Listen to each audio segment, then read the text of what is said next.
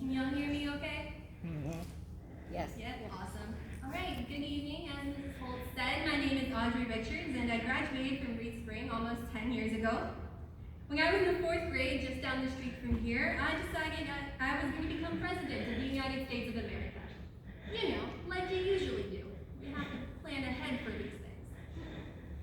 So Ms. Muller asked me to speak tonight about what I wished I had known when I was y'all's age. And there are a lot of things, but I couldn't really figure out where learning to file taxes fit into scholarship, service, leadership, or character. Yesterday I was doing that thing where you open the fridge and stare into it and hope that something better magically appears. And somewhere between the cheesesteaks and a gallon of milk, I remembered something that my political speech writing professor had taught me. He was a speechwriter for President Nixon, pre-Watergate, as he liked to remind us. But he said in speeches we should follow the rule of threes. People like things that come in groups of threes, so here are 3 pieces of advice that I wish I had when I was sitting in y'all's seat 10 or so years ago. Number 1, ask for help when you need it. That was the hardest one for me to learn, and also the one I learned most quickly in college. For my entire academic career, I had been able to take in information and repeat it. And I was smart in the way school tries to make you smart, got straight A's like I'm sure many of you have. But when I took my first classes at George Washington University, I realized that learning isn't just taking in information. You have to interpret what you learn and then question it. And I was really bad at that. I actually fell pretty far behind everybody else and eventually had to ask my professors for help. No one ever showed up to their office hours, so they were always really happy to have someone there asking questions.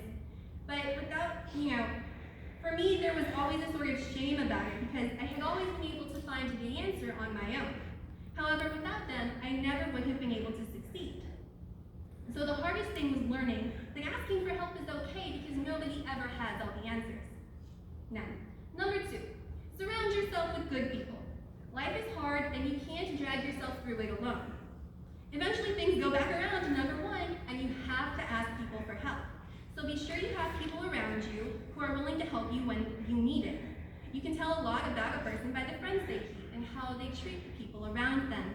But even more importantly, if you have big dreams, then you need to have people who believe in you. And I'm very fortunate that I've had a lot of people over the years who have believed in me. So if you surround yourself with people who doubt you or say that you can't do it, then you won't. Positivity is important when you are trying your best to accomplish something difficult, especially during those moments when you're not really sure if you can do it. When I was 24, I had the opportunity to use both of these nuggets at once. I was at lunch with one of my friends and she asked which pay band I was. Now in the government, there are basically little divisions of how much money that you are allowed to make at a certain level. And it's kind of like a status symbol, and our agency offered 9 different pay bands. I was a 3. A 2 was like an intern. So I had been working full-time for almost 2 years, and I was only 1 step above an intern. My friend was like, Audrey, you have earned a 4. And I was like, yeah, you know what, you're right. I am a 4. So it took a really good friend to help me see that I was not being paid the way that I should have been. I wanted a raise. Small problem, I had no idea how to get one. I walked into my boss's office with no plan, just sat down in the chair across from him and said, Daniel, I would like a raise, but I have no idea how to ask you for more money. Will you please teach me how to ask you for more money? Then, because I worked for a great boss, he did. I asked for help and he gave it to me because, and this is advice nugget number 3, I knew my value as a person and as an employee. And today's ceremony is a great example of your value.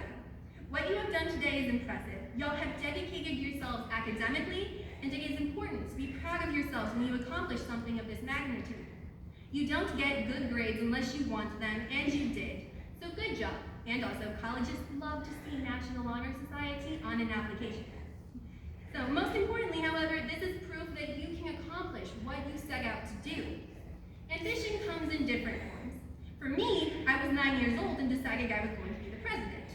We watched Schoolhouse Rock and something clicked in my brain that was like, yes, this is what I was meant to do.